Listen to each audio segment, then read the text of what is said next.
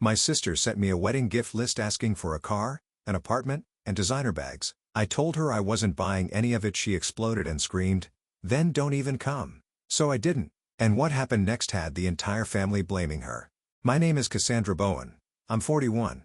And the last time my family saw me I was supposedly washing out of the military academy with a dishonorable discharge. What they didn't know was that I had just been recruited for the most classified operations the U.S. Army had to offer. The invitation arrived on cream-colored paper with gold-embossed lettering, my cousin Rachel's wedding to some trust fund kid from Connecticut. After 15 years of radio silence from my family, seeing my name written in elegant script felt surreal. The RSVP card trembled slightly in my hands as I checked attending with my government-issued pen. I hadn't spoken to Rachel since that humiliating Christmas when I was 26. The memory still burned, my father announcing to the entire extended family gathered around the dinner table that I had finally been kicked out of the Army for good. My mother had nodded along, adding with theatrical disappointment, "We always knew Cassandra would amount to nothing. She never could stick with anything."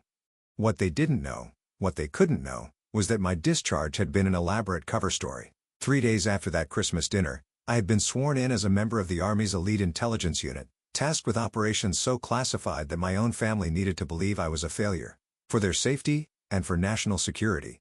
The wedding was held at the Riverside Country Club, the same venue where my grandmother's funeral reception had been held 5 years earlier, a funeral I couldn't attend because I was extracting assets from a compromised safe house in Eastern Europe. My absence had been noted and catalogued as another disappointment in the family's long list of Cassandra's failures. I parked my rental car between a Mercedes and a BMW, smoothing down my simple black dress. No jewelry, except for my father's dog tags, which I wore hidden beneath the modest neckline. After years of tactical gear and Kevlar vests, the dress felt strange against my skin. The country club's marble foyer buzzed with pre-ceremony chatter. I spotted my family immediately. They occupied the same formation they always had, my successful cousins at the center while my parents flanked them like proud sentries. Rachel glowed in her designer wedding dress, surrounded by bridesmaids, who looked like they'd stepped out of a catalog.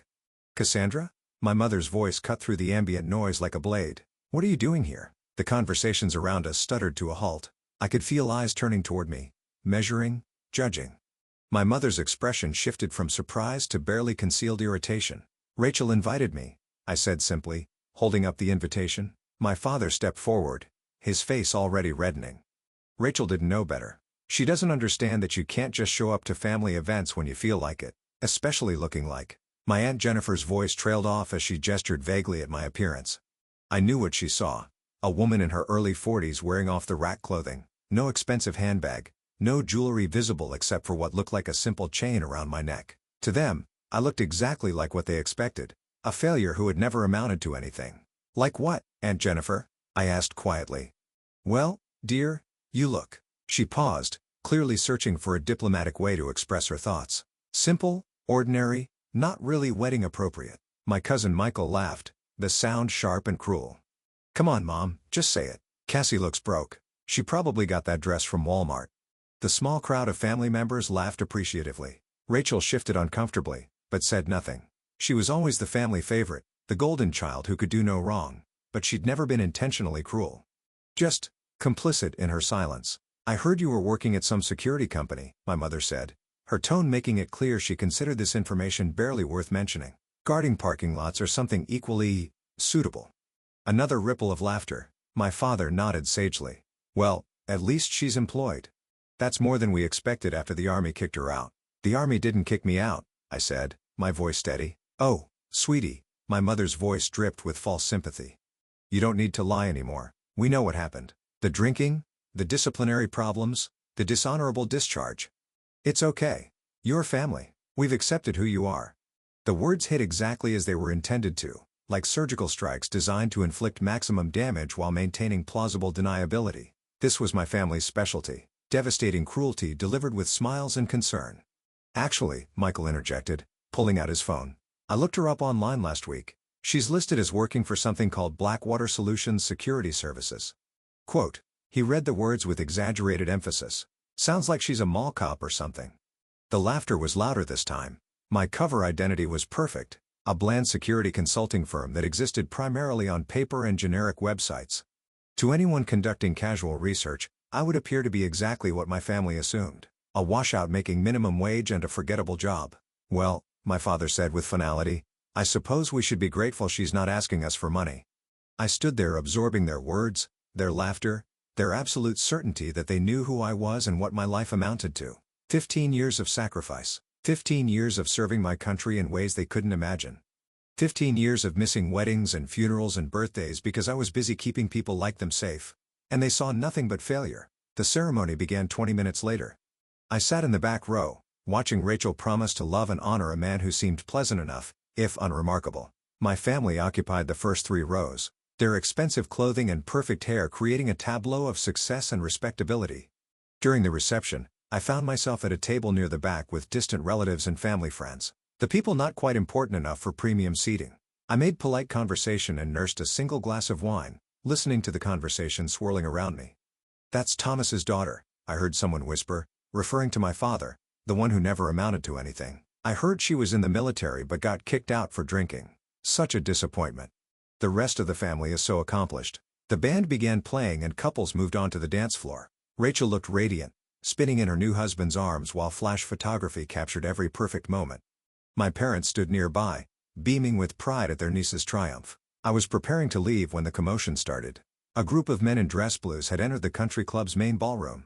Military personnel at a civilian wedding wasn't unusual, but something about their bearing, their formation, the way they moved with purpose across the dance floor made conversations pause. The lead figure was a man in his 50s with silver hair and more ribbons on his chest than I could count from my position across the room. Behind him walked 2 other officers, their uniforms immaculate, their expressions serious. They moved through the crowd like ships cutting through water, polite but unstoppable. I watched my family's faces as they approached our section of the room, confusion and curiosity replacing the earlier smugness. The silver-haired officer stopped at my table. "Colonel Bowen," he said, his voice carrying clearly in the suddenly quiet room. The title hung in the air like a thunderclap.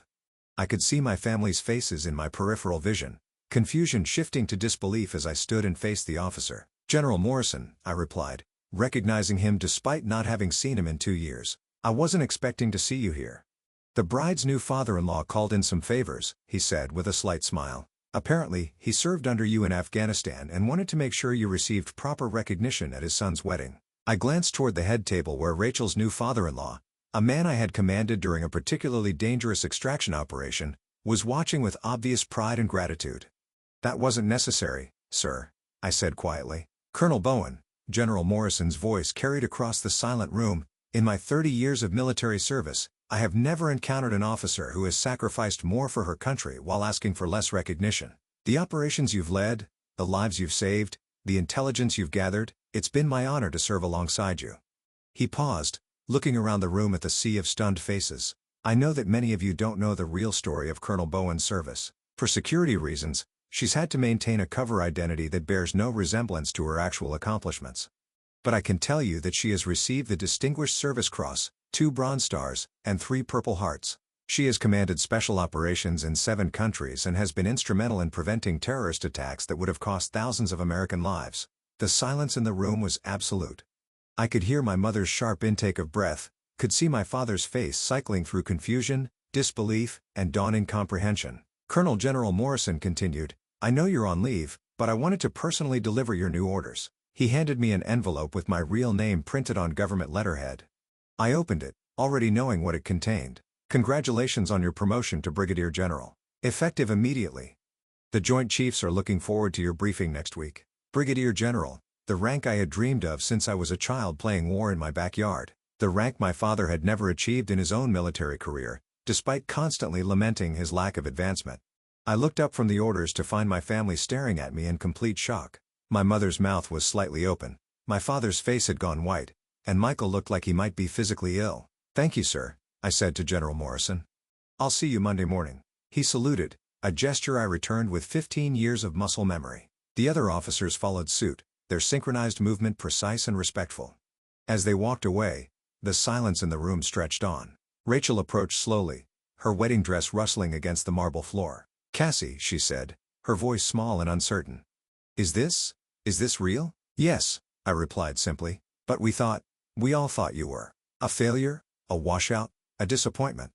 I said the words without anger, simply stating facts. "I know what you thought." My father stumbled forward, his face cycling through emotions I couldn't identify. "Cassandra, We didn't know. Why didn't you tell us? Because I couldn't, I said. My work required absolute secrecy. My cover identity had to be complete, believable, unshakable. Even my family had to believe it. But the things we said, my mother's voice was barely above a whisper. The things you said revealed who you really are, I replied, my voice steady and calm. When you thought I had nothing, when you believed I was worthless, you treated me accordingly. That wasn't about my career or my success. That was about your character. Michael stepped forward, his earlier smugness replaced by obvious distress. Cassie, you have to understand, we only knew what we were told if we had known the truth. If you had known I was successful, you would have treated me with respect. I finished. But respect that depends on achievement isn't really respect at all, is it? I looked around the room at my family, at the relatives and friends who had spent the evening cataloging my failures and finding entertainment in my supposed shortcomings. I spent 15 years protecting people like all of you, I said quietly. I missed birthdays and holidays and funerals. I took bullets and survived bombings and slept in trenches while you slept safely in your beds. I did it because I believed it mattered, because I believed the people I was protecting were worth the sacrifice. I paused, looking directly at my parents. I was wrong about some of that, I said. Some people are worth protecting regardless of whether they deserve it. Others, I shrugged slightly. Others reveal their true nature when they think you have nothing left to lose. My father reached toward me, his hand shaking slightly. Cassandra, please? We're family. We made mistakes, but we're still family. I looked at his outstretched hand for a long moment, then at his face, seeing something there I had never seen before. Fear. Fear that he had irreparably damaged something precious. Fear that his daughter, his accomplished, decorated, successful daughter, might never forgive him. Yes, I said finally. We are family, and that makes what happened here tonight even more significant. I turned toward Rachel, who was crying silently, mascara creating dark tracks down her cheeks. Congratulations on your wedding, Rachel. I wish you every happiness. I began walking toward the exit, my simple black dress suddenly feeling like the most appropriate outfit in the room. Behind me, I could hear urgent, whispered conversations, my mother's voice saying something about misunderstandings, my father trying to explain something to someone. At the country club's entrance, I paused and looked back at the ballroom where my family was undoubtedly trying to process what had just occurred. Through the large windows, I could see them clustered together, their expensive clothes and perfect hair unchanged, but something fundamental had shifted in the dynamic. They would remember this night for the rest of their lives. They would remember the moment they realized that the family failure, the disappointment, the washout they had mocked and dismissed was actually the most successful person in the room. More than that, they would remember their own words, their own cruelty, their own small-minded assumptions. I walked out into the cool evening air and unlocked my rental car. My phone was buzzing with text messages, probably from family members who had gotten my number from the wedding invitation list, but I ignored them. Instead, I called my driver. General Bowen, his familiar voice answered after one ring. How was the wedding, ma'am? Educational. Sergeant Martinez, I replied, settling into the driver's seat. Very educational. I drove back to my hotel room, changed into comfortable clothes, and spent the evening reviewing briefing materials for my new assignment. Tomorrow, I would fly back to Washington, back to my real life, back to work that mattered. But tonight, for the first time in 15 years, I felt something I had almost forgotten. The quiet satisfaction of knowing that truth had finally emerged from the shadows where it had been hiding. My family would have to live with the knowledge of who they really were, and more importantly, who they had chosen to be when they thought no one important was watching. In my experience, that kind of reckoning never leaves people unchanged.